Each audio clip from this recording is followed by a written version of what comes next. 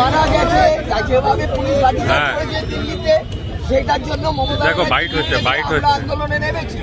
এইখানে পদ্মপুকুর থেকে মৌলালী মিছিল আমরা অ্যাপ্লাই করেছি এবং আমাদেরকে জানানো হয়েছে, পারমিট করা হয়েছে। রাত্রিবেলায় আমার ওরা এক ধরনের কথা বলছেন, আমরা হাইকোর্ট হিসেবে জানিয়েছি। হাইকোর্ট বলেছে যে এইটা আমাদের পিটিশন অ্যাডমিট করা হয়েছে এবং সেটা হিয়ারিং এর জন্য ডাকা হয়েছে। আমরা আমাদের কর্মসূচি থেকে সরছি না। নিট কেলেঙ্কারির এত বড় ভয়াবহ ঘটনা, সেটা যদি কলকাতা আমরা প্রতিবাদ করতে না দেওয়া হয় তৃণমূলকে, তাহলে মমতা ব্যানার্জির নির্দেশে আমরা আন্দোলনে আছি। আমরা এখান থেকে সরব না। 144 বা 163 চালু জারি না হলে এটা কোনো আইনেই তাহলে ধর্মপাড়া ডালা উঠে বাক্সা বিভিন্ন জায়গায় লোকে দাঁড়িয়ে থাকে। 144 নেই তো, তাহলে কেন আমরা দাঁড়াতে পারবো না? একটু ঘুরে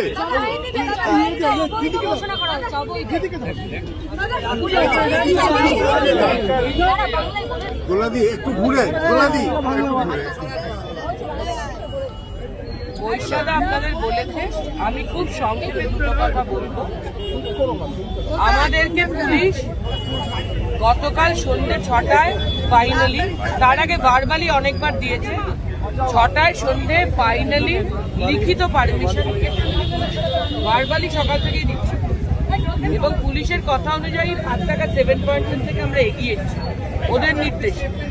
পদ্মপুকুর থেকে মৌলালী আমাদের ওটা শেষ করতে দেবেন না,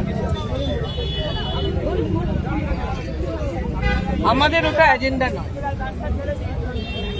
তারপর হঠাৎ রাত্রি 10:30টার পরে 11টার সময় একটা মেল পাই যে ওটা নাকি ক্যান্সেল। আমি পাইনি, আমাদের ছাত্র যুবরা অ্যাপ্লাই করেছে, ওরা করেছে।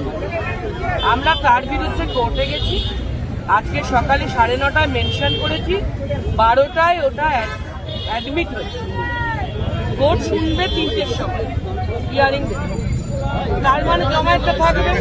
অ্যাডমিট করেছে তো কোর্ট, তার মানে যে পুলিশের যে পারমিশনটা ছিল তার ভিত্তিতে অ্যাডমিট করেছে। এবার আমরা এখানে জমায়েতে অপেক্ষা করছি, আমরা ল অ্যাবাইডিং। কোর্ট যদি বলে মিছিল করতে আমরা করব।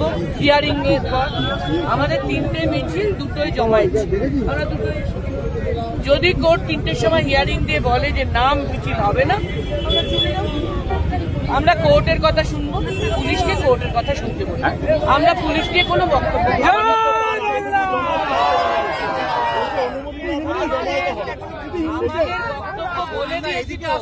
কোর্ট আমাদের অ্যাপিলকে অ্যাডমিট করেছে, তার মানে তো আমরা জমায়েতটা বৈধভাবেই করছি।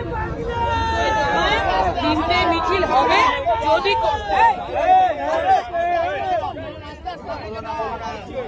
কোর্ট রায় দেয় তাহলে 3টে মিছিল হবে, নইলে হবে না। কিন্তু জমায়েতটা তো অবৈধ প্রশ্নই নেই, কারণ কোর্ট তো অ্যাডমিট করেছে আমাদের অ্যাপিল। 12টার সময় কোর্ট আমাদের অ্যাপিল ছাত্ররা আন্দোলন করছিলেন এবং এত কষ্ট করে তারা যে মুভমেন্টটা তৈরি করেছেন এবং তাদের সঙ্গে যারা যারা ছিলেন তাদের জয়।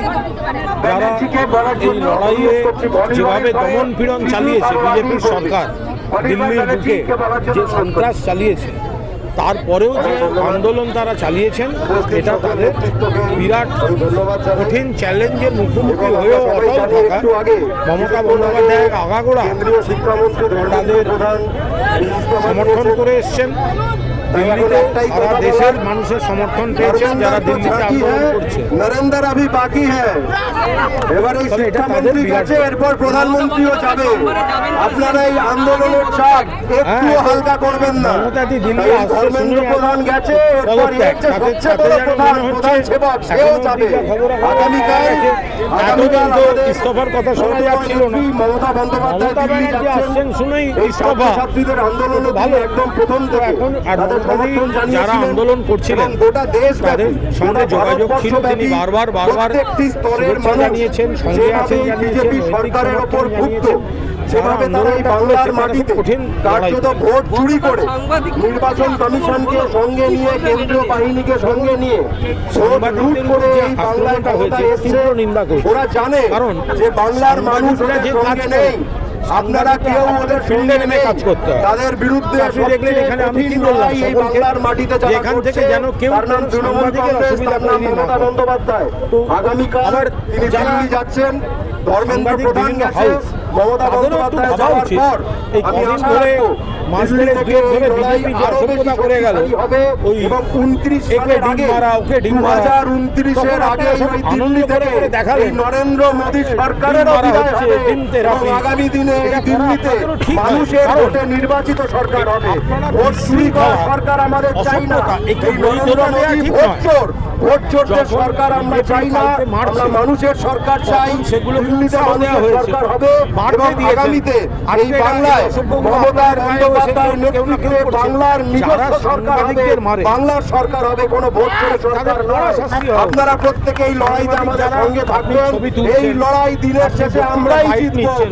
কারণ এই মাটি ভিড়ের মধ্যে বীরেদের কাজ করতে মাটি, হবে। এই আপনি মাটি আলাদা আলাদা সাহসীদের কাজ করতে মাটি, পারবেন না। এই মাটি সেখানে লড়াইয়ের মাটি। সাংবাদিকদের মারবে কেন? জয় বাংলা, কিন্তু এটা জয় মিডিয়ার বাংলা, জয় বাংলা।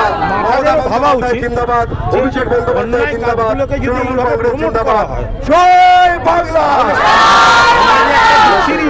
একটা বিশৃঙ্খলাকে প্রশ্রয় দেওয়া হয়, আর এই বাঁদরগুলো কখন কাকে কি করবে এগুলো তো কোনো ঠিক থাকে না।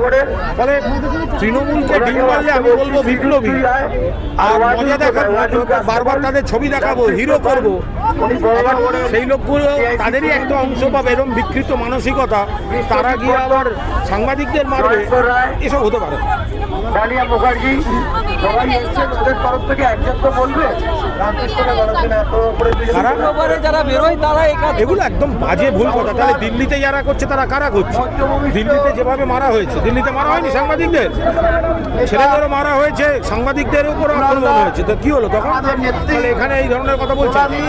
গুন্ডা তাদের আওতায় এই সমস্ত যারা সাংবাদিকদের মেরেছে বা ভাঙচুর করে তাদের বিরুদ্ধে কড়া আইনি ব্যবস্থা নেওয়া হচ্ছে।